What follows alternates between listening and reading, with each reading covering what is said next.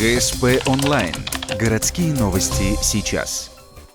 Среда, 9:00. Городской конкурс «Маленький исследователь». Второй заключительный день интеллектуального марафона. Детский сад номер 14 – базовое учреждение по исследовательской работе. Уже 5-й год сюда приезжают малыши с дошкольных учреждений города и поселков. На этот раз жюри предстоит оценить 43 работы. Они представлены участниками из 21 детского сада. Самым юным конкурсантам 4 года. Мальчики с удовольствием ставят опыты и выясняют, из чего получается грязь.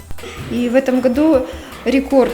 4-летние дети, только им исполнилось 4 года, и они вышли уже с работой исследовательской и показали, конечно, на своем уровне, на свои возрастные особенности, как они воспринимают это исследование. 6-летние Соня и Настя темой своей работы заинтересовались всерьез. Помимо педагогов, помогали девочкам и родители. В своем юном возрасте малышки отчетливо понимают, что такое нефть, откуда она берется и для чего она нужна. Мне очень понравилось. С Настей мы хотим узнать больше об этом. Мы очень любим шалить и играть. Это так интересно, что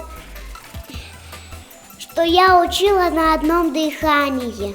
Методы исследования самые разнообразные – наблюдение, опыт, эксперимент, опрос, интервью и даже экскурсия. Главное, чтобы идея была ребенку по душе, а дальше уже работа педагога-наставника. Основные критерии оценивания работ просты: соответствие целей и задач выводам, логика изложения материала, познавательная ценность и актуальность тематики. Учитываются и возрастные особенности. Лучших из лучших наградят грамотами и призами.